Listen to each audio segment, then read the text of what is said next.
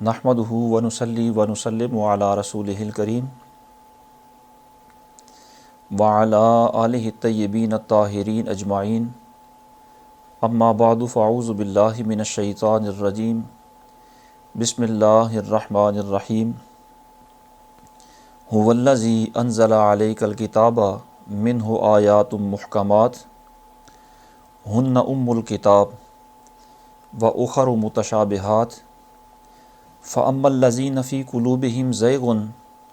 فَيَتَّبِعُونَ مَا تَشَابَهَ مِنْهُ ابْتِغَاءَ الْفِتْنَةِ وَابْتِغَاءَ تَأْوِيلِهِ وَمَا يَعْلَمُ تَأْوِيلَهُ إِلَّا اللَّهُ وَالرَّاسِخُونَ فِي الْعِلْمِ يَقُولُونَ آمَنَّا بِهِ كُلٌّ مِّنْ عِندِ رَبِّنَا وَمَا يَذَّكَّرُ إِلَّا أُولُو الْأَلْبَابِ رَبَّنَا لا تزغ قلوبنا بعد اذ ہدیتنا وہب لنا من لدنک رحمہ انک انت الوہاب صدق اللہ مولانا العظیم۔ سورہ آل عمران کی 7ویں اور 8ویں آیتیں مبارکہ آپ نے سماعت فرمائی۔ اللہ رب العالمین ارشاد فرماتا ہے، وہی ہے جس نے تم پر کتاب اتاری، اس کی کچھ آیتیں صاف معنی رکھتی ہیں، وہ کتاب کی اصل ہیں، اور دوسری وہ ہیں جن کے معنی میں اشتباہ ہے۔ وہ لوگ جن کے دلوں میں کجی ہے، وہ اشتباہ والی آیات کے پیچھے پڑتے ہیں، گمراہی چاہتے اور اس کا پہلو یعنی من پسند معنی ڈھونڈنے کے لیے، اور اس کا صحیح پہلو اللہ ہی کو معلوم ہے۔ اور پختہ علم والے کہتے ہیں، ہم اس پر ایمان لائے، سب ہمارے رب کی طرف سے ہے، اور نصیحت نہیں مانتے مگر عقل والے۔ اے ہمارے رب، ہمارے دل ٹیڑھے نہ کر اس کے بعد کہ تو نے ہمیں ہدایت دی، اور ہمیں اپنے پاس سے رحمت عطا فرما، بے شک تو بہت عطا فرمانے والا ہے۔ ان آیات مبارکہ کا سادے لفظوں میں مفہوم یہ ہے کہ اللہ رب العالمین نے محبوب مکرم صلی اللہ تعالیٰ علیہ وسلم پر جو کتاب اتاری قرآن مجید، اس میں 2 طرح کی آیات ہیں۔ کچھ آیات وہ ہیں جو محکم ہیں، جن کا معنی بالکل واضح ہے، یہی اصل کتاب ہیں، اور دوسری آیات کی قسم یہ ہے جن میں اشتباہ ہے، جن کے معنی بالکل واضح نہیں ہیں۔ جن لوگوں کے دلوں میں ٹیڑھا پن ہے، کجی ہے، وہ متشابہ آیات کے پیچھے پڑتے ہیں، اور اس لیے پڑھتے ہیں کہ ان سے اپنا من پسند معنی لے کر لوگوں کو گمراہ کریں۔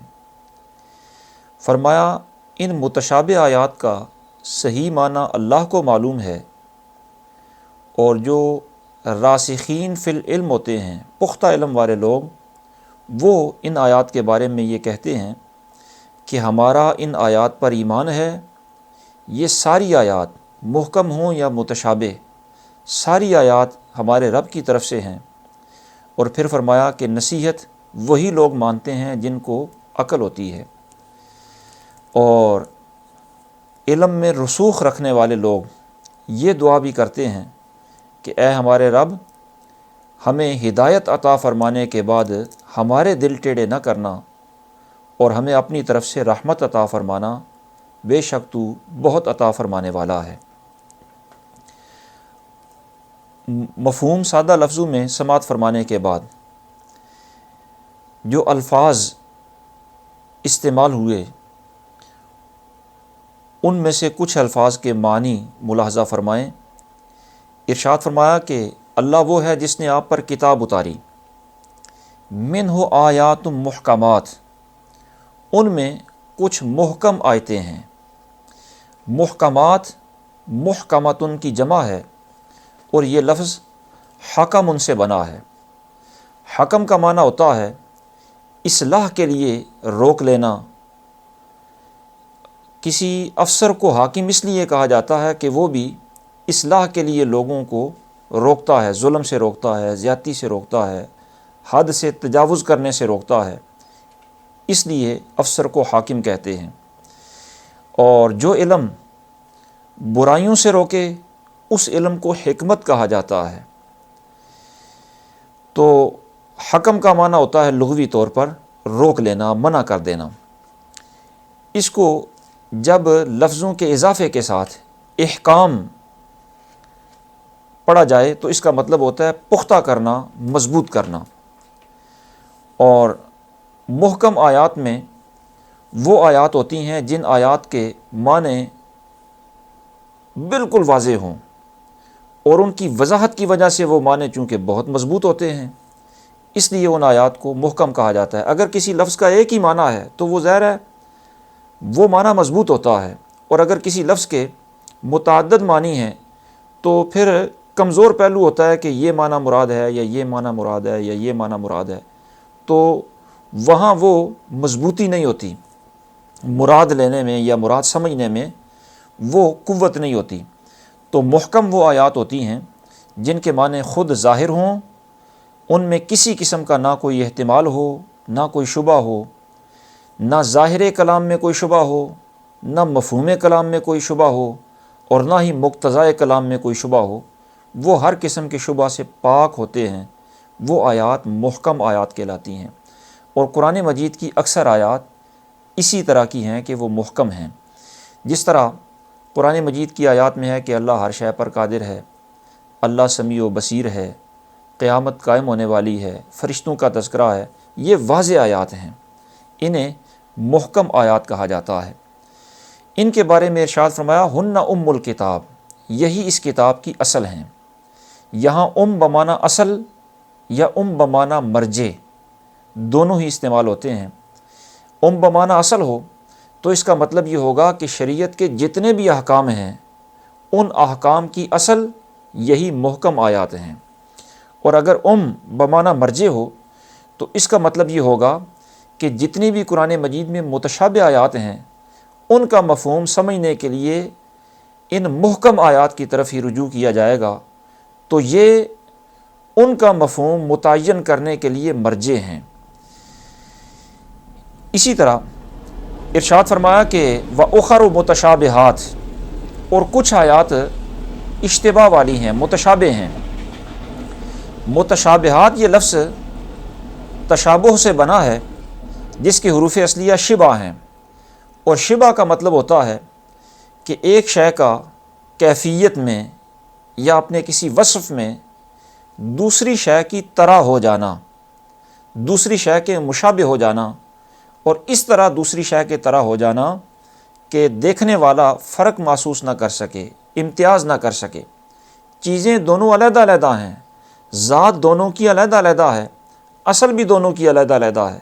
لیکن صفت، کیفیت، ظاہری حالت دونوں کی اس طرح ہو گئی ہے کہ یہ اس جیسی ہو گئی ہے اور عام دیکھنے والا امتیاز نہیں کر رہا۔ اس معنی میں لفظ تشابہ قرآن مجید میں متعدد مقامات پر استعمال ہوا۔ مثلا سورہ بقرہ کی 25 نمبر آیت مبارکہ میں اہل جنت کا تذکرہ کرتے ہوئے کہ انہیں جنت میں جو پھل دیے جائیں گے وہ پھل اسی شکل و صورت کے دیے جائیں گے جس شکل و صورت کے پھل دنیا میں انہیں دیے گئے تھے۔ تو ارشاد فرمایا وَأُتُوا بِهِ مُتَشَابِهًا، اور انہیں صورت میں ملتا جلتا دیا جائے گا، یعنی اسی نوعیت کی نعمتیں، پھل دیے جائیں گے جن سے وہ پہلے دنیا میں مانوس تھے، اسی شکل و صورت کے پھل۔ اگر نئی شکل و صورت کے ہوں تو پھر ممکن ہے ہچکچاہٹ کی وجہ سے وہ استعمال ہی نہ کر سکیں، ان کے قریب ہی نہ جائیں، تو ان کے مانوس ملتے جلتے شکلوں والے پھل دیے جائیں گے۔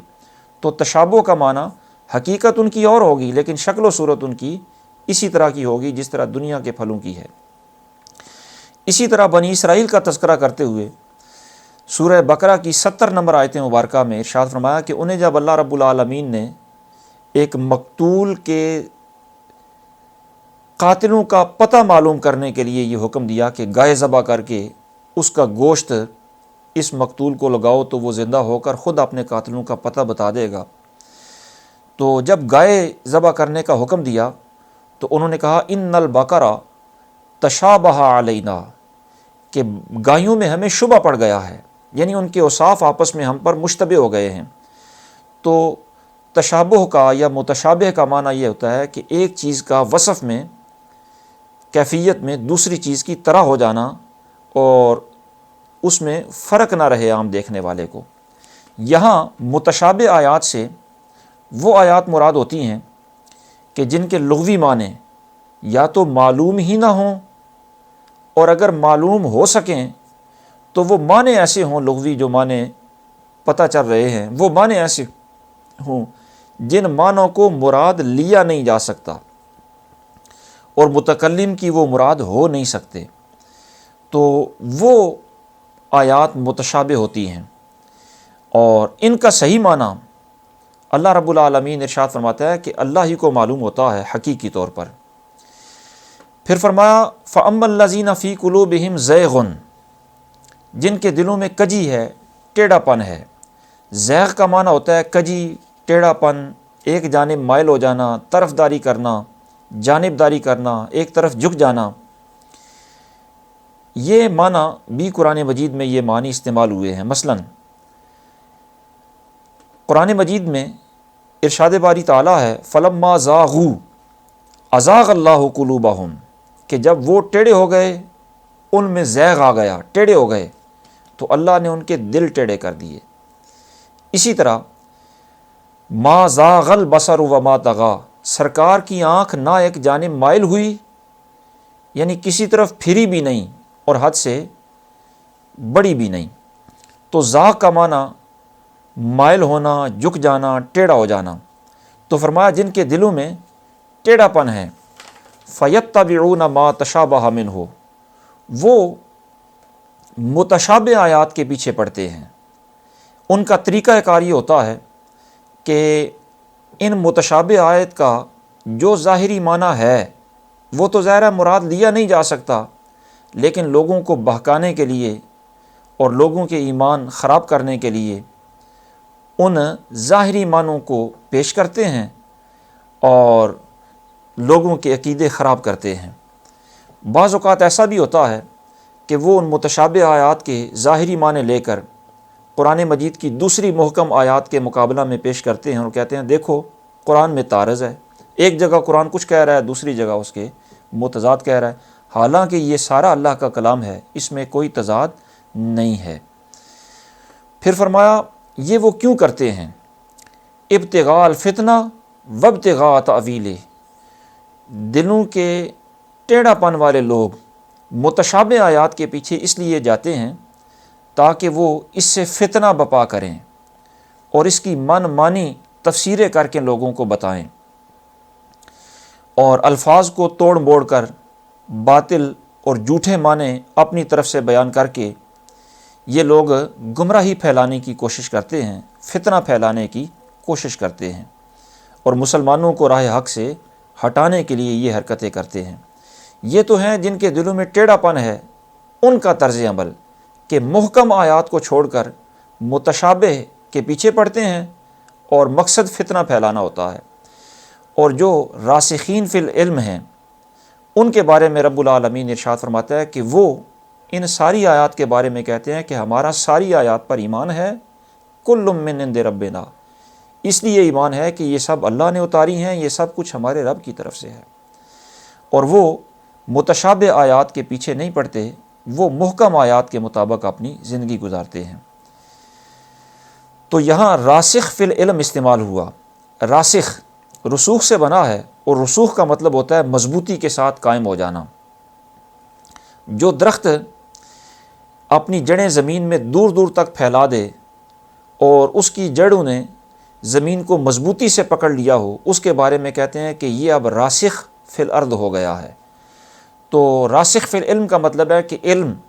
بندے کے رگ و پے میں، بندے کے طرز حیات میں اتنا پختہ ہو جائے، اتنا پختہ ہو جائے کہ وہ اس کی طبیعت کا حصہ بن جائے۔ اور وہ بندہ جب راسخ فی العلم ہو جاتا ہے تو اس کی یہ شان ہو جاتی ہے کہ وہ کسی آیت کے بارے میں بھی کبھی بھی اشتباہ میں، شک شبہ میں مبتلا نہیں ہوتا۔ انہی لوگوں کی شان بیان کرتے ہوئے سورہ حجرات کی 15ویں آیت مبارکہ میں ارشاد باری تعالیٰ ہے انما المؤمنون الذین آمنوا باللہ ورسولہ ثم لم یرتابوا، کہ حقیقت میں ایمان والے تو وہی ہیں کہ جو اللہ اور اس کے رسول پر ایمان لائے تو پھر اس میں کبھی انہوں نے شک نہیں کیا، تو ان کا علم شکوک و شبہات سے پاک ہوتا ہے،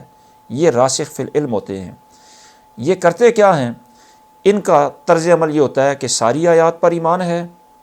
اور ساری آیات پر ایمان لانے کے بعد یہ دعا بھی کرتے رہتے ہیں کہ مالک ہمارے دل تو نے سیدھے کر دیے، ہدایت تو نے دے دی، اب ہمارے دلوں کو ٹیڑھے پن سے محفوظ فرما اور اپنی طرف سے ہمیں رحمت عطا فرما، تو بہت عطا فرمانے والا ہے۔ ان آیات کے شان نزول کے بارے میں متعدد روایات نقل کی گئیں۔ ایک شان نزول کی روایت یہ ہے کہ یہودیوں کا سردار ابو یاسر بن اخطب اپنے بھائی حی بن اخطب اور اپنے دیگر یہودی ساتھیوں کے ساتھ حضور صلی اللہ تعالیٰ علیہ وسلم کی مبارک مجلس کے قریب سے گزرا۔ جب وہ گزرا تو سرکار اس وقت سورہ بقرہ کی ابتدائی آیات تلاوت فرما رہے تھے، الف لام میم ذالک الکتاب لا ریب فیہ، یہ ابتدائی آیات تلاوت فرما رہے تھے۔ تو وہ یہودیوں کا سردار ابو یاسر اپنے بھائی اور کعب بن اشرف کو ساتھ لے کر حضور کے پاس آیا اور کہنے لگا کہ کیا ہم اس دین کی پیروی کریں جس دین کی عمر صرف 71 سال ہے؟ یہ عجیب سی جب اس نے بات کی تو سرکار نے فرمایا کہ یہ کیسے بات کی تم نے؟ وہ کہنے لگا کہ آپ نے کہا الف لام میم، تو ابجد کے قاعدے کے مطابق الف کا عدد 1 بنتا ہے، لام کے 30 بنتے ہیں اور میم کے عدد 40 بنتے ہیں، تو یہ ٹوٹل عدد تو 71 ہوئے۔ تو کیا ہم ایسے دین کی پیروی کریں جس کی عمر اتنی ہے جو آپ بیان کر رہے ہیں؟ یعنی اس نے ان حروف مقطعات سے اس دین کی عمر کا معنی اخذ کیا، من پسند معنی لے لیا۔ سرکار دو عالم صلی اللہ تعالیٰ علیہ وسلم نے اس کے سامنے پھر دیگر حروف مقطعات کی تلاوت فرمائی۔ سرکار نے فرمایا قرآن میں تو یہ بھی ہے الف لام میم صاد، الف لام میم را۔ جب دیگر حروف مقطعات کی سرکار نے تلاوت فرمائی تو وہ کہنے لگا اب تو معاملہ بڑھ گیا ہے، ہم اب کیا فیصلہ کریں، ہم نہیں سمجھتے کہ کس کو مانے اور کس کو نہ مانے۔ تو جب اس نے ان مقطعات سے من پسند معنی مراد لیا اور من پسند معنی لے کر اس نے وہ اعتراض کیا تو اللہ رب العالمین نے یہ آیت مبارکہ نازل فرمائی کہ مالک کریم نے یہ قرآن جو نازل فرمایا ہے محبوب آپ پر، اس میں محکم آیات بھی ہیں، متشابہ آیات بھی ہیں، اور جو محکم ہیں وہ اصل کتاب ہیں، ان کی پیروی کرنی چاہیے، لیکن جن کے دلوں میں کجی ہے، ٹیڑھا پن ہے، وہ متشابہ آیات کو لے کر اپنا من پسند معنی مراد لیتے ہیں، حالانکہ وہ اللہ کی مراد ہوتا نہیں، تو وہ من پسند معنی لے کر فتنہ بپا کرنے کی کوشش کرتے ہیں۔ دوسرا، اس آیت کریمہ کا شان نزول یہ بیان کیا گیا کہ نجران کے عیسائیوں نے قرآن مجید فرقان حمید کے دلائل قاہرہ اور براہین واضح سنے، لیکن ایمان کی توفیق نہ ملی، کافر ہی رہے، بلکہ الٹا سرکار دو عالم صلی اللہ تعالیٰ علیہ وسلم سے حجت بازی انہوں نے کی۔ وہ کہنے لگے کہ تمہارے قرآن میں حضرت عیسیٰ علیہ السلام کو کلمۃ اللہ کہا گیا، آپ کو روح اللہ کہا گیا، اس سے تو عیسائیوں کا دعویٰ ثابت ہوتا ہے کہ حضرت عیسیٰ جب کلمۃ اللہ ہیں تو وہ ابن اللہ ہوئے، بیٹے ہوئے اللہ تعالیٰ کے، وہ اللہ کی روح ہیں تو ظاہر ہے وہ اس کے بیٹے ہوئے۔ اس پر یہ آیت مبارکہ نازل ہوئی اور انہیں یہ بتایا گیا کہ کلمۃ اللہ اور روح اللہ کا وہ مفہوم نہیں جو وہ مراد لے رہے ہیں، بلکہ ان کلمات سے صرف حضرت عیسیٰ علیہ السلام کی عظمت کا اظہار کرنا مقصد ہے۔ اسی طرح اس آیت مبارکہ کا یہ شان نزول بھی بیان کیا گیا کہ ایک دفعہ عیسائیوں نے اعتراض کیا کہ قرآن مجید میں اللہ رب العالمین نے مختلف مقامات پر اپنے لیے جمع کا صیغہ استعمال فرمایا ہے۔ مثلاً ارشاد فرمایا نحن خلقناہم، کہ ہم نے انہیں پیدا کیا۔ اسی طرح فرماتا ہے نحن قدرنا بینکم الموت، کہ ہم نے تمہارے درمیان مرنا مقدر کر دیا۔ تو یہ جمع کے لفظ اللہ رب العالمین اپنے لیے استعمال فرماتا ہے، اور جمع کا اطلاق تو عربی میں کم از کم 3 پر ہوتا ہے۔ اس سے وہ عیسائی کہنے لگے کہ اس سے تو ہمارا مدعا ثابت ہوتا ہے کہ خدا 3 ہیں، ایک حضرت مریم ہے معاذ اللہ، ایک حضرت عیسیٰ ہیں، اور تیسرا اللہ ہے، اور یہ تینوں مل کر ایک یہ خدائی کا ایک تصور بنتا ہے۔ تو ان کے اس بےہودہ اعتراض پر یہ بتایا گیا کہ مالک کریم جب اپنے لیے جمع کا لفظ استعمال فرماتا ہے تو مراد اس سے جمع نہیں ہوتی، بلکہ مراد واحد متکلم معظم بنفس ہی ہوتا ہے، یعنی وہ متکلم واحد ہی ہوتا ہے، متکلم مع الغیر نہیں ہوتا، اس کے ساتھ وہ اپنا ہوتا واحد ہی ہے، لیکن اپنی عظمت کے اظہار کے لیے صیغہ جمع استعمال فرماتا ہے۔ تو یہ ان آیات مبارکہ کے شان نزول میں روایات نقل کی گئیں۔ ان آیات مبارکہ کے ضمن میں مفسرین نے جن مسائل شرعیہ کو بیان فرمایا، ان میں سے پہلا مسئلہ تو اس آیت مبارکہ کے بالکل ابتدائی الفاظ سے ثابت فرمایا کہ هو الذی انزل علیک الکتاب، کہ اللہ وہ ہے جس نے آپ پر کتاب اتاری۔ تو اللہ رب العالمین نے یہ قرآن مجید نازل فرمایا، حضرت جبریل امین کے ذریعے نازل فرمایا، اور حضور صلی اللہ تعالیٰ علیہ وسلم پر نازل ہوا۔ اب حضور پر جب نازل ہوا تو یہاں تو فرمایا جا رہا ہے کہ آپ پر، اور آپ پر سے مراد سرکار کا پورا وجود اقدس۔ کہیں قرآن مجید ارشاد فرماتا ہے کہ یہ قرآن مجید حضور کے قلب اطہر پر نازل ہوا۔ مثلاً سورہ شعراء کی 194 نمبر آیت مبارکہ میں ارشاد فرمایا علی قلبک، اس سے پیچھے ہے وَإِنَّهُ لَتَنزِيلُ رَبِّ الْعَالَمِينَ نَزَلَ بِهِ الرُّوحُ الْأَمِينُ عَلَى قَلْبِكَ لِتَكُونَ مِنَ الْمُنذِرِينَ۔ تو کہیں حضور کے قلب پر نزول کی بات ہوتی ہے، کہیں حضور کے پورے وجود اقدس پر نزول کی بات ہوتی ہے۔ تو یہ تفصیل ذہن نشین فرما لیں کہ قرآن مجید کی ہر شے حضور صلی اللہ تعالیٰ علیہ وسلم کے مختلف اعضائے شریفہ پر نازل ہوئی۔ قرآن کے کلمات حضور کے کان مبارک پر نازل ہوئے، قرآن کے معانی حضور کے ذہن دماغ مبارک پر نازل ہوئے، اور قرآن کے اسرار و رموز حضور کے قلب اطہر پر نازل ہوئے۔ اسی لیے کہیں سرکار کا پورا وجود نزول کے لیے بیان کیا جاتا ہے، اور کہیں حضور کا قلب اطہر، یہ مختلف اعضاء یا پورا وجود بہر صورت حضور صلی اللہ تعالیٰ علیہ وسلم پر چونکہ یہ نازل ہوا، اولین مخاطب حضور صلی اللہ تعالیٰ علیہ وسلم ہیں، اور نزول حضور پر ہوا، اور باقی ساری کائنات کو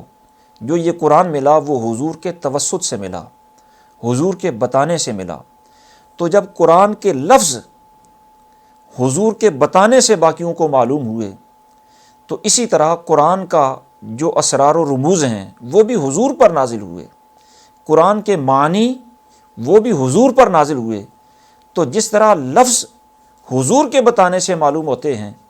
اسی طرح قرآن کے معنی بھی سمجھنے کے لیے ساری کائنات حضور کی محتاج ہے،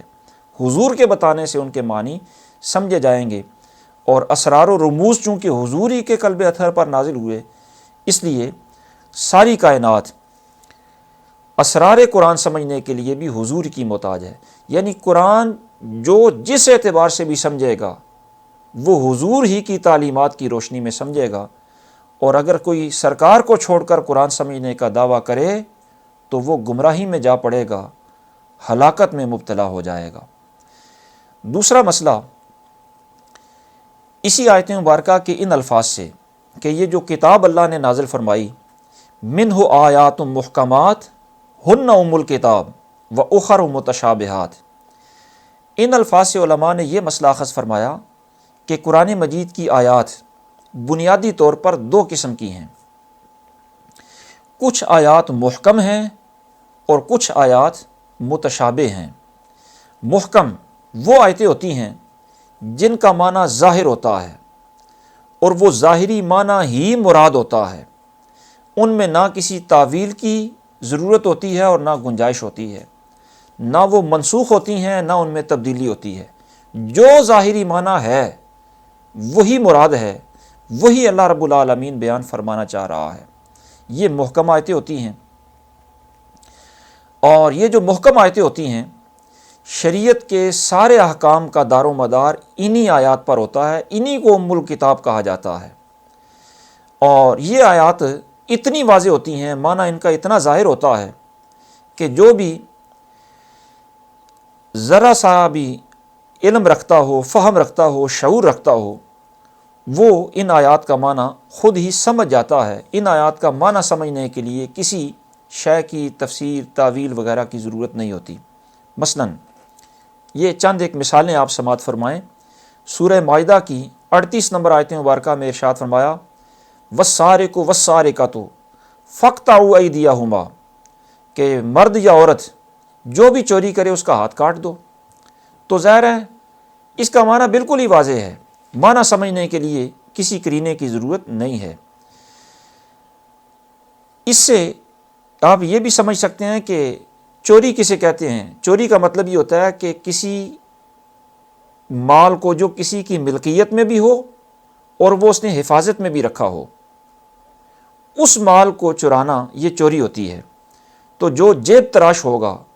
وہ ظاہر ہے کسی کی جیب سے جب پیسے نکالے گا تو وہ پیسے کسی کی ملکیت میں بھی ہیں، اور جب جیب میں رکھے ہیں تو حفاظت کے لیے رکھے ہیں، لہذا اگر جیب تراش بھی جیب کاٹتا ہے یا اس سے پیسے نکالتا ہے تو وہ بھی چور ہے، اس کے لیے بھی یہی حکم ہے۔ البتہ جو کفن چور ہوتا ہے اس کے بارے میں یہ حکم نہیں ہوتا، اس لیے کہ کفن کسی کی ملکیت نہیں ہوتا، وہ جب میت کو پہنایا جاتا ہے تو اس وقت میت مالک بننے کی صلاحیت نہیں رکھتی، تو کفن چور کے لیے یہ حکم نہیں۔ بہرصورت جو چور ہے اس کے ہاتھ کاٹ دیے جائیں۔ اسی طرح وضو کی آیت مبارکہ ہے کہ یا ایھا الذین آمنوا اذا قمتم الی الصلاۃ فاغسلوا وجوہکم وایدیکم الی آخر الآیہ۔ یہ آیات محکم آیات ہوتی ہیں جن کا معنی بالکل واضح ہے۔ دوسری قسم کی آیات وہ ہوتی ہیں جو متشابہ آیات ہوتی ہیں، اور متشابہ آیتیں وہ ہوتی ہیں جن کی مراد از خود سمجھی نہ جا سکے، جن کا معنی صرف دیکھ لینے سے، معنی معلوم کر لینے سے معنی سمجھا نہیں جا سکتا۔ کیوں نہیں سمجھا جا سکتا؟ اس لیے کہ متشابہ آیات جو ہوتی ہیں ان کی مختلف اقسام ہوتی ہیں۔ متشابہ آیات میں سے کچھ آیات تو وہ ہوتی ہیں، ایک قسم تو متشابہ آیات کی یہ ہے کہ ان کا معنی کسی کو معلوم ہوتا ہی نہیں، نہ ڈکشنری ان کا معنی بیان کرتی ہے، نہ لغت عرب، نہ عرب محاورہ، کوئی ان کا معنی معلوم کر ہی نہیں سکتا، اور اللہ اور اس کے رسول نے بھی ان کا معنی بیان نہیں کیا۔ جیسے الف لام میم، الف لام میم را، الف لام میم صاد، یاسین، حامیم، یہ جو آیات ہیں، اور عموماً سورتوں کے شروع میں یہ آیات ہوتی ہیں، ان آیات کو حروف مقطعات کہا جاتا ہے۔ یہ وہ آیات ہیں جن کا معنی نہ اللہ اور اس کے رسول نے بیان فرمایا، نہ کوئی لغت بیان کرتی ہے، اور نہ ہی کوئی اس کا از خود معنی معلوم کر سکتا ہے۔ دوسری متشابہ آیات کی قسم یہ ہے کہ ان آیات میں ایسے الفاظ استعمال ہوئے کہ جن الفاظ کا لغت معنی بیان کرتی ہے، لیکن وہ معنی ایسا ہوتا ہے کہ وہ معنی مراد نہیں لے سکتے۔ مثلاً قرآن مجید میں وجہ اللہ بھی استعمال ہوا، ید اللہ بھی استعمال ہوا، تو وجہ کا معنی لغت بیان کرتی ہے کہ چہرے کو کہتے ہیں، اور ید کا معنی ڈکشنری کہتی ہے کہ یہ ہاتھ کو کہتے ہیں، لیکن وجہ اللہ کا جو معنی بظاہر بنتا ہے کہ اللہ کا چہرہ، یہ مراد نہیں لے سکتے کہ اللہ چہرے سے پاک ہے۔ اسی طرح ید اللہ کا جو معنی بنتا ہے اللہ کا ہاتھ، یہ مراد لے نہیں سکتے۔ تو یہ دوسری قسم یہ ہے کہ ایسے الفاظ اس میں استعمال ہوں جن کا معنی لغوی طور پر معلوم تو ہو سکے لیکن مراد نہ لیا جا سکے۔ اسی طرح یہ نفسانی یا انسانی صفات ہوتی ہیں، اور اللہ رب العالمین کے لیے جن آیات میں یہ صفات بیان کی گئیں وہ صفات بھی متشابہات میں سے ہیں۔ اسی طرح انبیاء کرام علیہم الصلوات والسلام کے لیے بھی کچھ صفات ایسی بیان کی گئیں جو عمومی انسانوں کی صفات ہوتی ہیں، عام انسانوں کے اندر وہ صفات پائی جاتی ہیں۔ وہ صفات جو عام انسانوں میں پائی جاتی ہیں وہی اگر انبیاء کے لیے بیان کی جائیں تو ظاہر ہے عام انسان کی صفت اور طرح کی ہوتی ہے، نبی کی صفت اور طرح کی ہوتی ہے۔ عام انسان اور نبی میں بہت زیادہ فرق ہوتا ہے، تو جب عمومی انسانی قسم کی صفت نبی کے لیے بیان ہوتی ہے تو وہ بھی متشابہات میں سے ہوتی ہے۔ مثلا جب فرمایا گیا کہ قل انما انا بشر مثلکم، تو یہ بشریت عام انسانی صفت ہے، جب نبی کے لیے استعمال ہوگی تو وہ عام انسانوں والی اور عام انسانوں جیسی بشریت نہیں ہوگی، یہ متشابہات میں سے ہوگی۔ اسی طرح ارشاد فرمایا وَعَصَىٰ آدَمُ رَبَّهُ فَغَوَىٰ، کہ حضرت آدم علیہ السلام سے عصیان واقع ہوا۔ تو عام طور پر تو عصیان کا معنی نافرمانی ہوتا ہے، حکم نہ ماننا ہوتا ہے یا حکم ماننے میں لغزش کرنا ہوتا ہے، تو اس کی نسبت حضرت آدم علیہ السلام کی طرف کی گئی کہ حضرت آدم سے اپنے رب کے حکم میں لغزش واقع ہوئی۔ تو ظاہر ہے یہ بھول جانا، لغزش کا واقع ہو جانا یہ عام انسانی صفت ہے، نبی کے لیے جب استعمال ہوگی تو یہ متشابہ ہوگی۔ اسی طرح وَاسْتَغْفِرْ لِذَنْبِكَ، ذنب کا عام معنی تو گناہ ہوتا ہے، تو جب نبی کے لیے کہا جائے کہ اپنے گناہ کی معافی مانگیں تو اس کا عمومی طور پر جو عام بندے ہوتے ہیں ان سے تو گناہ سازاد ہو تو وہ ظاہر ہے بنی آدم ہیں، ان سے غلطی کا امکان ہوتا ہے، لیکن نبی تو معصوم ہوتا ہے، اس سے تو گناہوں کا ارتکاب نہیں ہو ہی نہیں سکتا۔ تو نبی کے لیے جب عام لوگوں والی صفت ذکر کی جائے تو وہ متشابہ ہوتی ہے۔ اسی طرح انبیاء کے لیے جب کہا گیا فَتَكُونَا مِنَ الظَّالِمِينَ، کہ آپ حد سے بڑھ جائیں گے، تو نبی تو اپنی حد سے تجاوز نہیں کرتا۔ جب فرشتوں کے بارے میں مالک کریم ارشاد فرماتا ہے کہ یفعلون ما یؤمرون، جو حکم دیا جاتا ہے وہی کرتے ہیں، اس سے آگے نہیں بڑھتے، تو نبی تو فرشتوں سے بھی افضل ہوتے ہیں، وہ حکم سے تجاوز کیسے کر سکتے ہیں؟ اس لیے یہ جو نبی کے لیے عام لوگ حکم الہی سے روگردانی بھی کر لیتے ہیں، تجاوز بھی کر لیتے ہیں، اس میں کمی بھی کر لیتے ہیں، انبیاء کی یہ شانیں نہیں ہوتیں۔ تو انبیاء کے لیے عام انسانی جو صفات استعمال ہوتی ہیں وہ متشابہات میں سے ہوتی ہیں۔ اسی طرح سورہ یوسف میں یہ جو کہا گیا وَلَقَدْ ہَمَّتْ بِهِ وَهَمَّ بِهَا لَوْلَا أَن رَّأَىٰ بُرْهَانَ رَبِّهِ، کہ بے شک اس عورت یعنی زلیخا نے حضرت یوسف کا ارادہ کر لیا تھا، اور وہ بھی اس عورت کا ارادہ کر لیتے اگر اپنے رب کی دلیل نہ دیکھ لیتے۔ تو کسی کی طرف مائل ہونا اور اس انداز سے مائل ہونا یہ عام انسانی صفت ہے، نبی کے لیے جب یہ استعمال ہو رہی ہے تو اس کا وہ معنی نہیں ہے جو ظاہر لفظوں سے سمجھ آ رہا ہے، اس واسطے کہ یہ معاملہ نبی کی عزت و شان کا ہے۔ اور خلاصہ کلام یہ ہے کہ عام انسانی صفات جب اللہ رب العالمین کے لیے کہیں قرآن و حدیث میں استعمال ہوں تو وہ بھی متشابہات میں سے ہوں گی، اور جب عام انسانی صفات کسی نبی کے لیے استعمال ہوں تو وہ بھی متشابہات میں سے ہوں گی، ان کا وہ معنی ہرگز نہیں ہوگا جو ظاہراً سمجھا جا رہا ہے، ان کا معنی کوئی اور ہوگا جس کا حقیقی علم اللہ اور اس کے رسول کو ہوتا ہے۔ یہاں سے یہ بات بھی ذہن نشین فرما لیں کہ جب عام عمومی صفات نبی کے بارے میں بولی جائیں تو وہ متشابہات میں سے ہیں، ان کا حقیقی علم وہ نہیں ہوتا جو ظاہر ہے۔ تو یہ بھی ذہن نشین فرما لیں کہ انبیاء کرام کے جو مناصب علیٰ ہیں، جو ان کی رفیع شانیں ہوتی ہیں، بلند مراتب ہوتے ہیں، ان بلند مراتب تک رسائی ہر کسی کی نہیں ہوتی۔ ان کے لیے جب عام لفظ بولے جائیں تو وہ سمجھ میں آنے والے نہیں ہوتے، تو ان کی حقیقی عظمتیں کسی کو کیا سمجھ آ سکیں گی،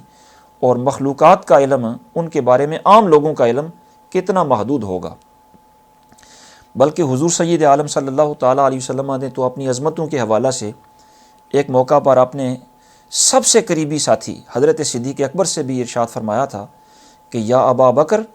لم یعرفنی حقیقتاً غیر ربی، کہ میری حقیقی عظمت میرے رب کے سوا کوئی نہیں جانتا۔ تو انبیاء کی حقیقی شانوں کا کسی کو کیا علم ہو سکتا ہے جب ان کی وہ شانیں جو عام انسانوں کی صفات ہوتی ہیں، وہ صفات جب کوئی نہیں سمجھ سکتا تو حقیقی شانوں کو سمجھنا کس کے بس کی بات ہو سکتی ہے۔ اسی آیت کریمہ کے ضمن میں مفسرین نے یہ مسئلہ بھی بیان فرمایا کہ جو متشابہات ہیں ان کے بارے میں رب العالمین ارشاد فرماتا ہے ما یعلم تاویلہ الا اللہ، کہ ان کی تعویل اللہ ہی جانتا ہے۔ یہ جو حصر ہے کہ اللہ ہی ان کی تعویل جانتا ہے، یہ حصر حقیقی نہیں، یہ حصر اضافی حصر ہے۔ یعنی اس کا مطلب یہ ہے کہ اللہ جانتا ہے، عام بندے نہیں جانتے، البتہ جن کو اللہ نے ان کی تعویل کا، ان کی تفسیر کا علم دیا ہے وہ جانتے ہیں۔ یعنی یہ حصر عام لوگوں کی اضافت اور عام لوگوں کی طرف نسبت سے ہے کہ عام لوگ ان کا معنی متشابہات کا نہیں جانتے، ورنہ حضور نبی اکرم صلی اللہ تعالیٰ علیہ وسلم کو ہمارا ایمان ہے کہ متشابہات کا علم بھی دیا گیا،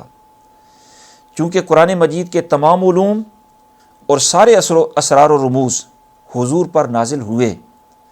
اور متشابہات بھی قرآن مجید میں سے ہیں۔ تو جب سارے اسرار و رموز اور سارے معنی حضور پر نازل ہوئے تو ظاہر ہے متشابہات کا علم بھی نازل ہوا۔ اور رب العالمین اپنے محبوب سے ارشاد فرماتا ہے وَنَزَّلْنَا عَلَيْكَ الْكِتَابَ تِبْيَانًا لِكُلِّ شَيْءٍ، ہم نے آپ پر قرآن اتارا ہر شے کا روشن بیان ہے۔ تو ظاہر ہے حضور پر ہر شے عیاں ہے۔ اسی طرح سورہ رحمان کی ابتدائی آیات بھی اسی مضمون کو بیان کر رہی ہیں۔ تو حضور کو متشابہات کا بھی علم ہے، مقطعات کا بھی علم ہے، بلکہ نبی اکرم صلی اللہ تعالیٰ علیہ وسلم کی توجہ سے، سرکار کے فیضان سے، جو اس امت کے اولیاء کاملین اور خواص ہوتے ہیں وہ بھی متشابہات کی تعویل جانتے ہیں، اور یہ متشابہات کے معنی عام لوگوں سے چونکہ غائب ہوتے ہیں، تو جب وہ جانتے ہیں تو اس کا مطلب یہ ہے کہ وہ غیوبات جانتے ہیں جو عام لوگوں کی نظر میں نہیں ہوتے۔ عام لوگوں سے جو چیزیں مخفی ہوتی ہیں، اللہ کے نبی اور اللہ کے محبوب بندے ان چیزوں کو جانتے ہیں۔ تو یہ آیت میں جو حصر ہے یہ حصر اضافی ہے، حقیقی نہیں۔ اسی طرح قرآن مجید میں سورہ نمل کی 65 نمبر آیت مبارکہ میں ہے قل لا یعلم من فی السماوات والارض الغیب الا اللہ، کہ محبوب آپ فرما دو کہ جو چیزیں آسمانوں اور زمین میں انہیں اللہ کے سوا کوئی نہیں جانتا۔ تو یہ حصر بھی اضافی ہے، یعنی اللہ رب العالمین تو جانتا ہی ہے، اور اللہ جسے جتنا علم عطا فرما دے اس کو اتنی غیب کی چیزیں بھی معلوم ہو جاتی ہیں اور اتنا علم بھی نصیب ہو جاتا ہے۔ حضرت سیدنا عبداللہ ابن عباس رضی اللہ تعالی عنہما کے بارے میں حضور نے ایک دعا فرمائی تھی کہ اللہم فقہہ فی الدین وعلمہ التاویل، اے اللہ انہیں دین میں فقاہت عطا فرما اور متشابہات کی تعویل کا علم عطا فرما۔ تو اگر متشابہات کا علم کسی کے لیے ممکن ہی نہ ہوتا تو حضور ان کے لیے دعا کیوں فرماتے؟ حضور کا دعا فرمانا ہی اس بات کی دلیل ہے کہ متشابہات کا علم اللہ بندوں کو عطا فرماتا ہے، بلکہ خود حضرت سیدنا عبداللہ ابن عباس رضی اللہ تعالیٰ عنہما فرماتے ہیں کہ میں متشابہات کی تعویل جانتا ہوں، اور جو دیگر اہل عرفان ہوتے ہیں ان کے بارے میں بھی قرآن مجید میں ہے کہ وَلَا يُحِيطُونَ بِشَيْءٍ مِّنْ عِلْمِهِ إِلَّا بِمَا شَاءَ، کہ اللہ جسے جتنا چاہتا ہے اتنا علم عطا فرما دیتا ہے۔ حضرت آدم کے بارے میں قرآن مجید ارشاد فرماتا ہے علم آدم الاسماء کلھا، تو جب ہر شے کا علم انہیں دیا گیا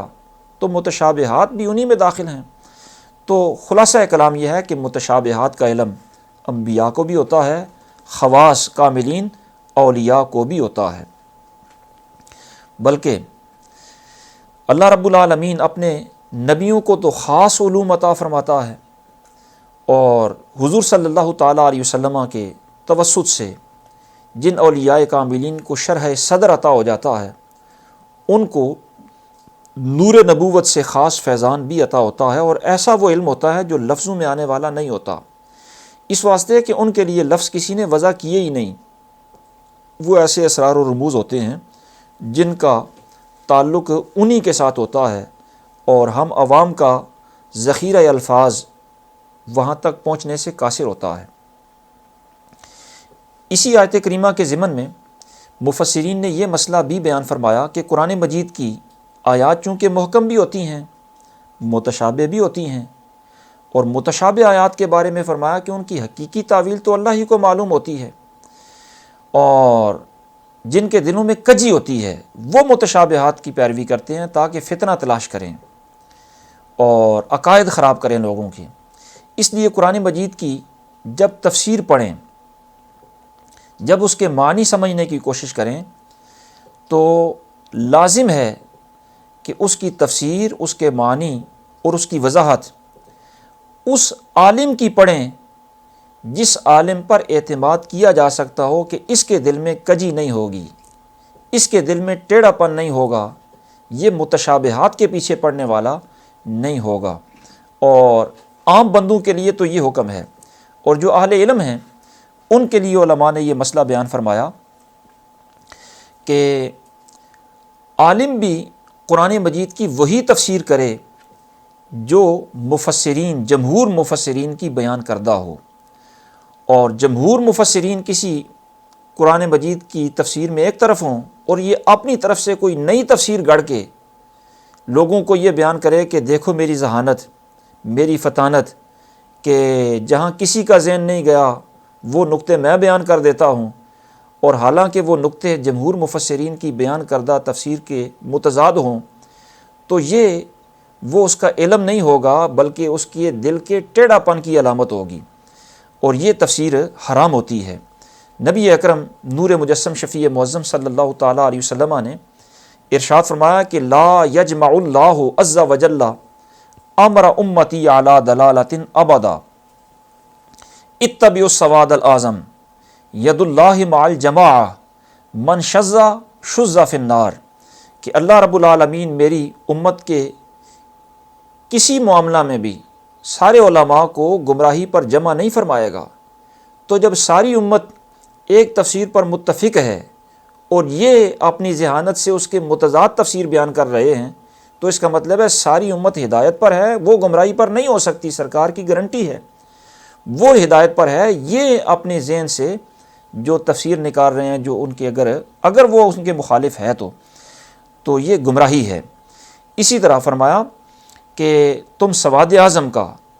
بڑی جماعت کا اتباع کیا کرو، اللہ کی تائید بڑی جماعت کے ساتھ ہوتی ہے، اور جو ان سے دور ہوتا ہے وہ تنہا کر کے جہنم میں ڈال دیا جاتا ہے۔ اس لیے اہل علم وہی تفسیر نقل کریں جو جمہور مفسرین کی متفقہ ہے، ان کے متضاد رائے قائم کبھی نہ کریں، اور عام لوگ وہ یہ ذہن نشین رکھیں کہ قرآن میں ہر قسم کی آیات ہیں، کہیں کسی ایسے بندے کی تفسیر نہ پڑھنا شروع کر دیں جس کے اپنے دل میں کجی ہے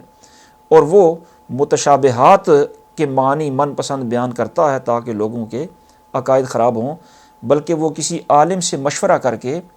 ایسے مفسر کی تفسیر پڑھیں جس کا دل صاف ستھرا ہے اور وہ اللہ رب العالمین کے کلام کو اس کی منشا کے مطابق بیان کرنے والا ہے۔ اسی طرح انہی آیات کے ضمن میں مفسرین نے یہ مسئلہ بھی بیان فرمایا کہ متشابہ جو آیات ہوتی ہیں، ان متشابہ آیات میں اللہ رب العالمین کے لیے جو صفات بیان کی گئی ہوں، عمومی انسانی قسم کی جو صفات بیان کی گئی ہوں، ان لفظوں پر ایمان رکھنا ضروری ہوتا ہے، اور ان کے معنی اور ان کی باریکیوں میں جانا اور ان کی تشبیہات اور ان کی زیادہ پیچیدگیوں میں جانا، یہ بعض اوقات بڑا نقصان دہ بھی ثابت ہو سکتا ہے۔ مثلا قرآن مجید میں ہے الرحمن علی العرش استویٰ، کہ رحمان نے عرش پر استوا فرمایا۔ یہاں عرش کا معنی بھی معلوم ہے اور استوا کا معنی یعنی بیٹھنا، برابر ہو جانا، یہ بھی معلوم ہے، مگر اس کی کیفیت کیا ہے؟ اللہ تو بیٹھنے سے پاک ہے، اور عام لوگ جو بادشاہ ہوتے ہیں وہ اپنے عرش پر یعنی اپنے تخت پر بیٹھتے ہیں، تو ان کا عرش اس کا معنی تو معلوم ہے، لیکن اللہ رب العالمین اس طرح کے کسی تخت پر۔ ان آیات مبارکہ کے ضمن میں مفسرین نے یہ بھی بیان فرمایا کہ جو متشابہ آیات ہوتی ہیں ان میں اللہ رب العالمین کے بارے میں جو صفات استعمال ہوتی ہیں ان صفات پر ایمان رکھنا ضروری ہے، لیکن ان کی پیچیدگیوں میں جانا اور ان کے معنی میں زیادہ غور و فکر کرنا یہ بعض اوقات نقصان دہ ہوتا ہے۔ مثلاً سورہ طٰہٰ کی 5ویں آیت میں ارشاد باری تعالیٰ ہے الرحمن علی العرش استویٰ، کہ رحمان نے عرش پر استوا فرمایا۔ اب عرش کا معنی تو ظاہر ہے تخت ہوتا ہے، اور استوا کا معنی ہوتا ہے بیٹھ جانا، برابر برابر، سیدھا سیدھا، ٹھیک ٹھاک بیٹھ جانا یا برابر ہو جانا۔ لیکن اللہ رب العالمین کے لیے ظاہر ہے اس طرح کا عرش نہیں ہو سکتا جس طرح عام بادشاہوں کے بیٹھنے کا تخت ہوتا ہے۔ اسی طرح استوا، اللہ رب العالمین اس طرح کے بیٹھنے سے، برابر ہونے سے، سیدھا ہونے سے پاک ہے۔ تو یہاں عرش کا معنی بھی معلوم ہے، استوا کا معنی بھی معلوم ہے، لیکن اس کی کیفیت معلوم نہیں، تو زیادہ پیچیدگیوں میں جائیں گے تو ظاہر ہے خطرے کا موجب بنے گا۔ اس لیے ایسی صفات جو قرآن مجید میں یا حدیث طیبہ میں اللہ تعالیٰ کے لیے استعمال ہوئیں ان پر ایمان رکھنا ضروری ہے کہ اللہ نے یہ الفاظ نازل فرمائے، اس کے محبوب نے بیان فرمائے، ہمارا ان پر ایمان ہے۔ یہی راسخین فی العلم کی صفت بیان کی گئی کہ والراسخون فی العلم یقولون آمنا بہ کل من عند ربنا، کہ راسخین فی العلم کہتے ہیں کہ ہمارا ان پر ایمان ہے، اس لیے کہ یہ سب ہمارے رب کے نے بیان فرمایا ہے، لیکن ان کے بارے میں وہ زیادہ پیچیدگیوں میں نہیں جاتے۔ زیادہ پیچیدگی میں جانا گمراہی کا سبب بن سکتا ہے۔ یہ متشابہات کے بارے میں اصول ذہن نشین فرما لیں، اور متشابہات کے بارے میں ہی یہ بھی ذہن نشین فرما لیں کہ قرآن مجید کی کوئی ایسی آیت متشابہ نہیں ہوگی، کوئی ایسی آیت متشابہ نہیں ہوگی جس آیت کا تعلق بندے کی عملی زندگی سے ہو، ورنہ تکلیف ما لا یطاق لازم آئے گی۔ یعنی اگر عملی زندگی کے متعلقہ آیات بھی متشابہ ہوتی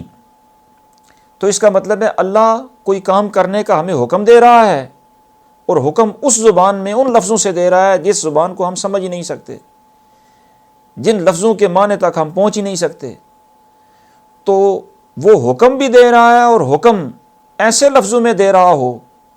کہ جن لفظوں کا معنی ہمیں معلوم نہیں ہو سکتا، نہ اس نے خود بیان فرمایا، نہ محبوب علیہ الصلوۃ والسلام نے بیان فرمایا۔ اور مالک کریم کی یہ شان نہیں کہ ایسا کوئی حکم دے جو بندے کی وسعت اور طاقت سے باہر ہو۔ اس لیے کوئی متشابہ آیت ایسی نہیں جس میں عملی زندگی کے احکام بیان کیے گئے ہو۔ عملی زندگی کے جتنے بھی احکام ہیں، یعنی جو کرنے والے کام ہیں، جن سے بچنا ہے، وہ سارے کے سارے محکم آیات کے احکام ہوتے ہیں۔ متشابہ آیات میں عملی زندگی کے احکام نہیں ہوتے۔ البتہ متشابہ جتنی بھی آیات ہیں ان کے بارے میں ہمارا یہ اعتقاد ہونا چاہیے، یہ نظریہ ہونا چاہیے کہ ان کا جو بھی معنی ہے، جو بھی مفہوم ہے، وہ حق ہے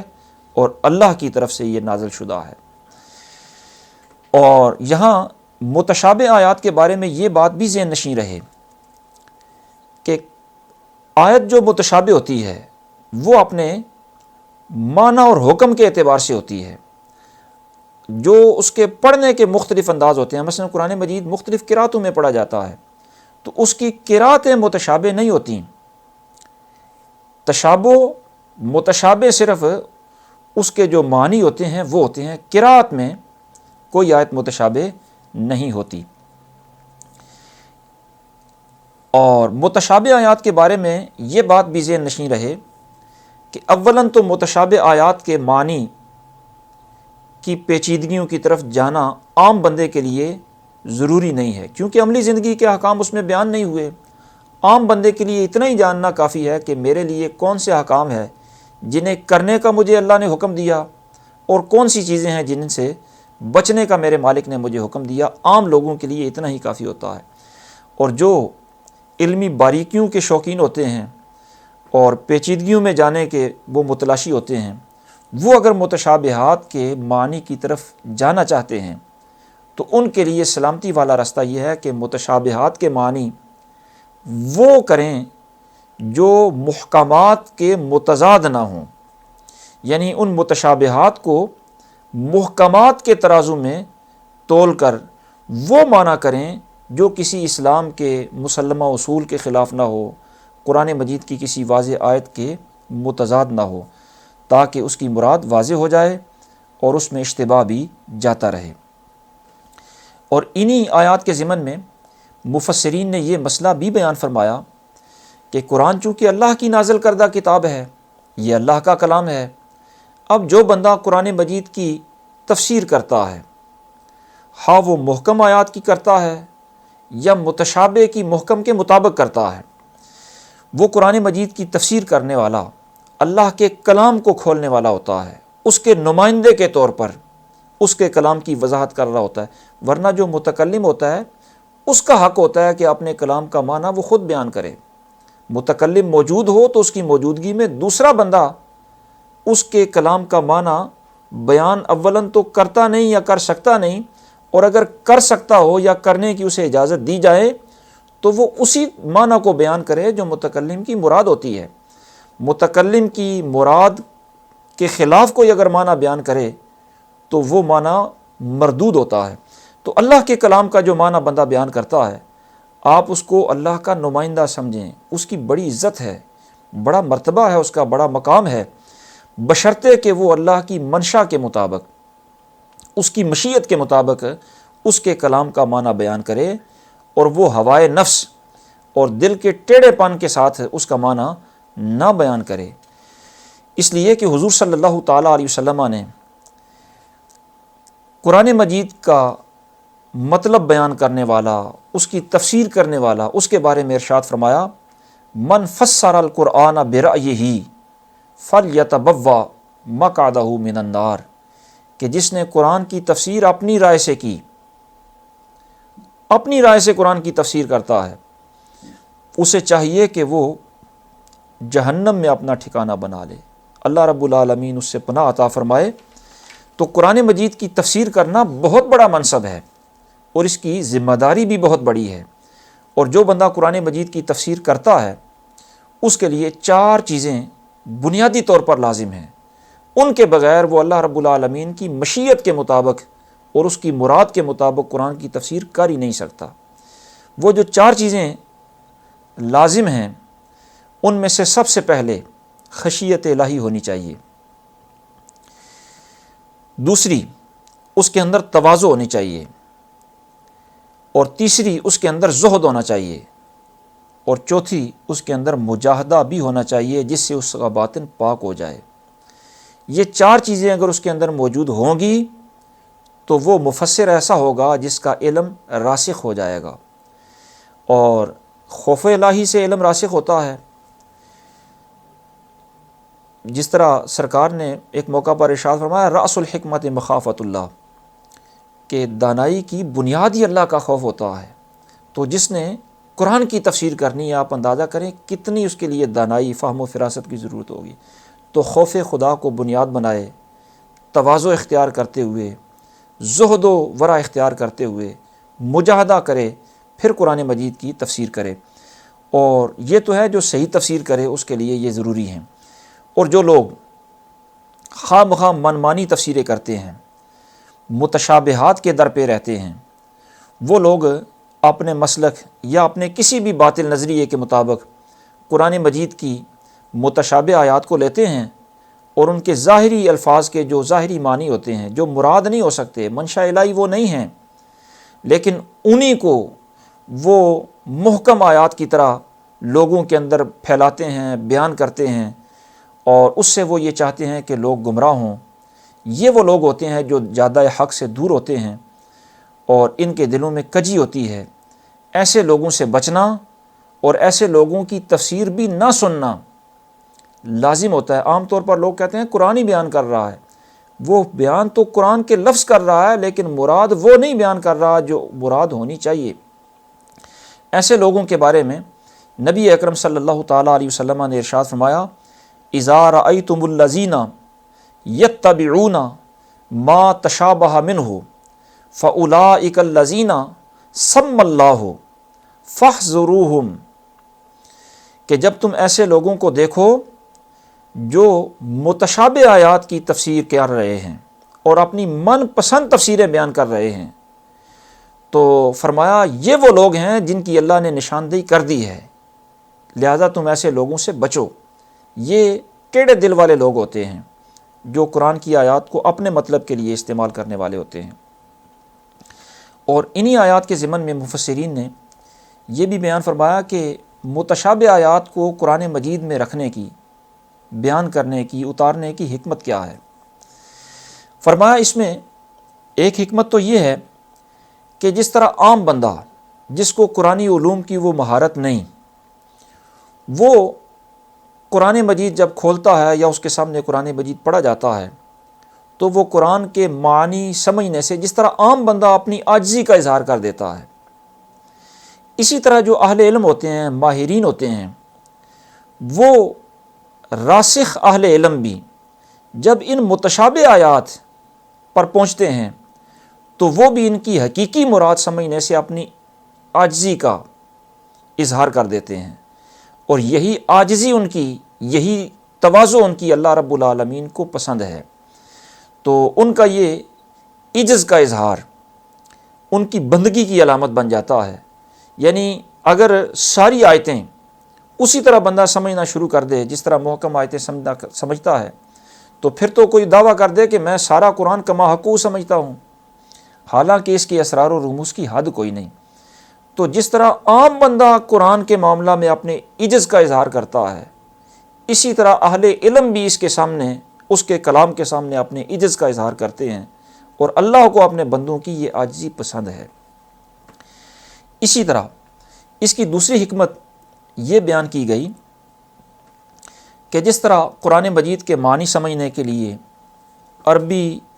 زبان کو سمجھنا، اس کے محاورات کو سمجھنا اور عربی کی گرامر کو سمجھنا یہ ضروری ہے، اور وہ سمجھ لینے کے بعد محکمات کی بندہ تفسیر کر لیتا ہے۔ تو ان کے سمجھنے کے ساتھ ساتھ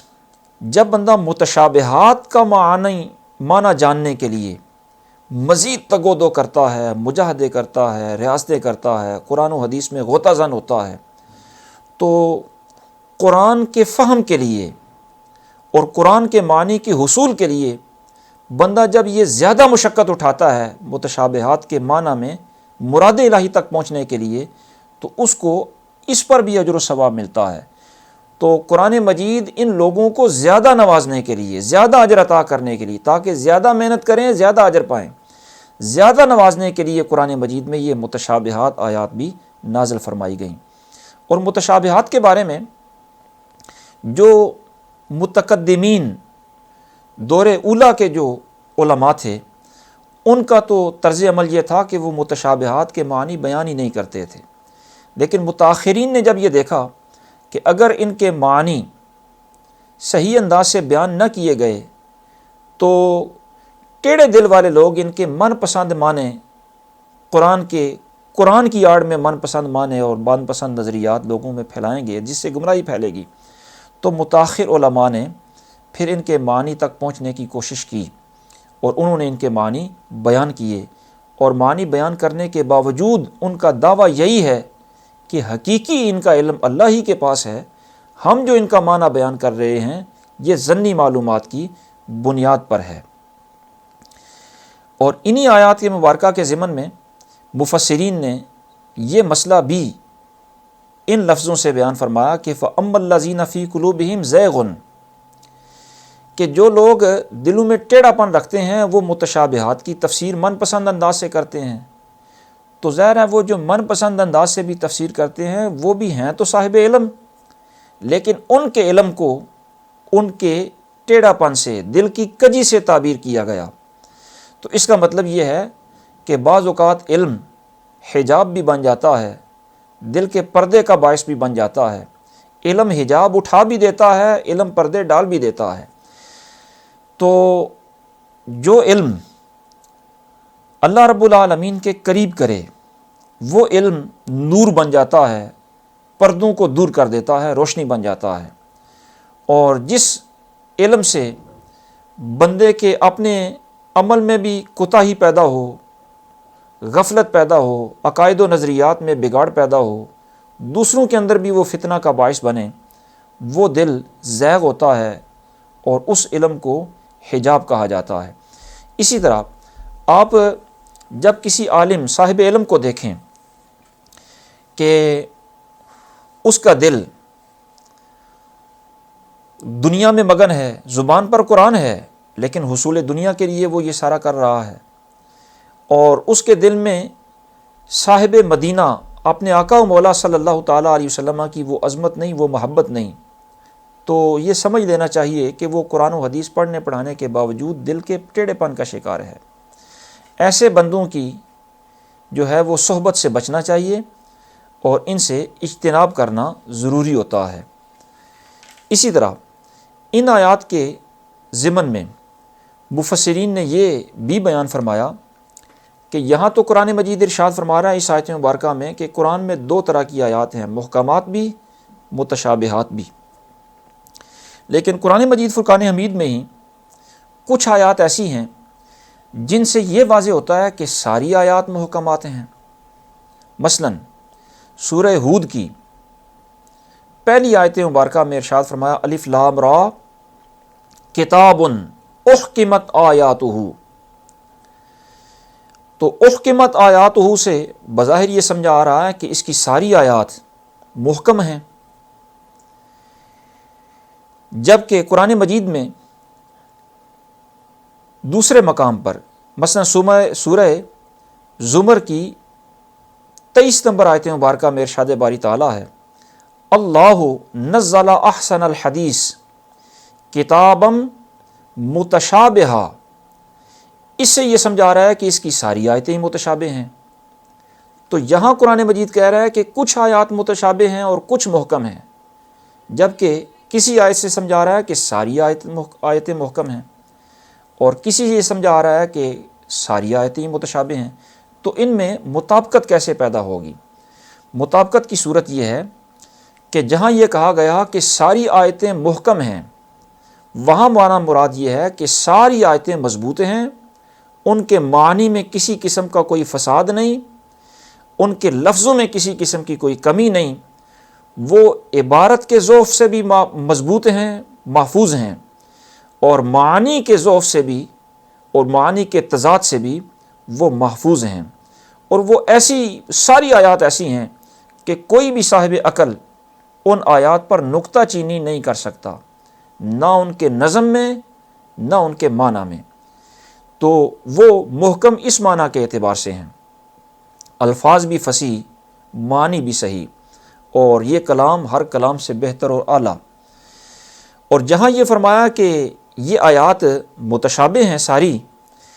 اس کا مطلب یہ ہے کہ یہ سارا ہی کلام اللہ کا کلام ہے، اس سارے کلام کے اندر حسن ایک دوسرے سے بڑھ کر ہے، صدق بھی بڑھ کر ہے، فصاحت، بلاغت، تو ہر آیت فصاحت و بلاغت میں دوسری آیت کی طرح ہے۔ سارا قرآن فصاحت و بلاغت میں ایک دوسرے کی طرح ہے، متشابہ ہے ایک دوسرے کے، تو وہ ان معنی کے اعتبار سے متشابہ ہیں، ورنہ احکام کے اعتبار سے اکثر آیات محکم ہیں اور کچھ آیات متشابہ ہیں۔ یہ فرق رکھنا ذہن میں ضروری ہے۔ اور پھر آخر میں یہ دعا ذکر کی گئی کہ راسخین فی العلم یہ کہتے ہیں کہ ربنا لا تزغ قلوبنا بعد اذ ہدیتنا وہب لنا من لدنک رحمہ انک انت الوہاب۔ اس دعا میں اس بات کی طرف بھی اشارہ ہے کہ مالک تو نے ہمیں ہدایت دی، ہدایت دینے کے بعد ہمارے دلوں کو ٹیڑھا نہ کر۔ یعنی اس کا مطلب یہ ہے کہ ایمان لانے کے لیے پہلے اپنے باطل عقائد سے توبہ کرے، پھر ہدایت ملتی ہے، اور جب ہدایت مل جاتی ہے تو اس کے بعد اللہ رب العالمین اس کے دل کو آراستہ کر دیتا ہے، نورانی کر دیتا ہے۔ تو دل کے نورانی کرنے سے پہلے اپنے دل کو باطل عقائد سے پاک کرنا اور ہدایت پر آنا ضروری ہوتا ہے۔ اور اس میں یہ بھی ہے کہ ہمارا مالک بہت وہاب ہے، اور وہاب لفظ ہبہ سے بنا ہے۔ ہبہ وہ چیز ہوتی ہے جو عوض سے بھی پاک ہو اور غرض سے بھی پاک ہو، یعنی کسی کو کوئی چیز دی جائے تو وہ شاید دینے میں نہ کوئی عوض لیا جائے اور نہ ہی وہ شاید دینے کی کوئی غرض ہو۔ آپ قرآن مجید کی اسلوب بیان پر غور فرمائیں کہ اللہ وہاب ہے، یعنی ہمیں جو کچھ بھی عطا فرماتا ہے بغیر عوض کے عطا فرماتا ہے، اور جو کچھ بھی دیتا ہے اس کے دینے میں اس کی کوئی غرض نہیں ہوتی، اور مالک کریم ہر ایک کو دیتا ہے اور بندے کی استطاعت کے مطابق دیتا ہے، اور اس کا